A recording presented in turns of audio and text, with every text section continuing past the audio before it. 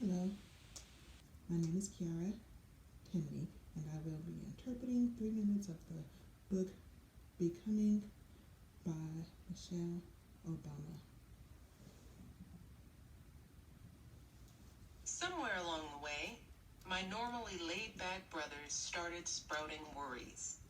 I can't say exactly when or why this began, but Craig, the boy who could high-five and what-up his way around the neighborhood, who blithely catnapped anytime he had 10 free minutes, regardless of his surroundings, grew more fretful and vigilant at home, convinced that catastrophe was creeping our way. In the evenings at our apartment, he rehearsed for every outcome, immersing himself in hypotheticals the rest of us found bizarre. Worried he'd lose his sight, he took to wearing a blindfold around the house, learning to navigate our living room and kitchen by feel. Worried he might go deaf, he began teaching himself sign language. There was also apparently the threat of amputation, prompting Craig to fumble his way through various meals and homework sessions with his right hand tied behind his back.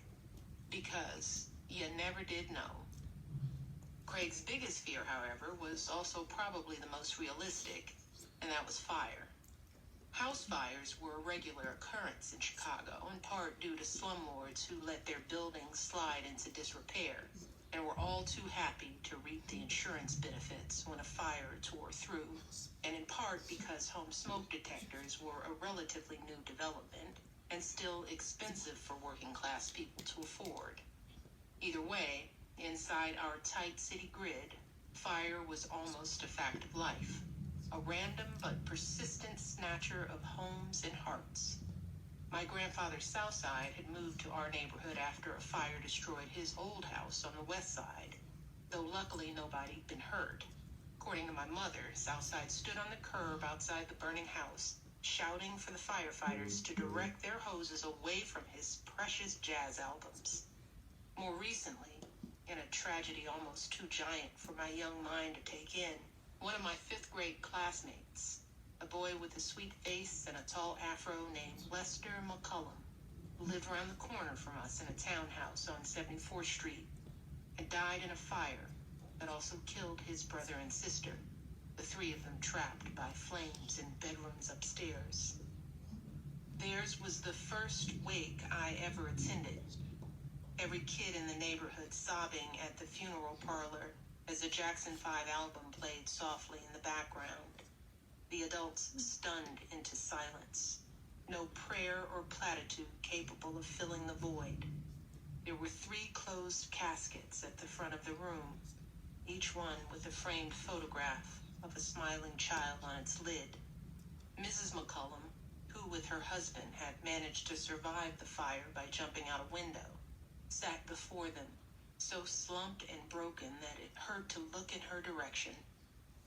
For days afterward, the skeleton of the McCullums' burned-out townhouse continued to hiss and cave in on itself, dying far more slowly than its young occupants had. The smell of smoke lingered heavily in the neighborhood. As time passed, Craig's anxieties only grew. At school, we'd be put through the paces of teacher-led evacuation drills, dutifully enduring lectures on how to stop, drop, and roll.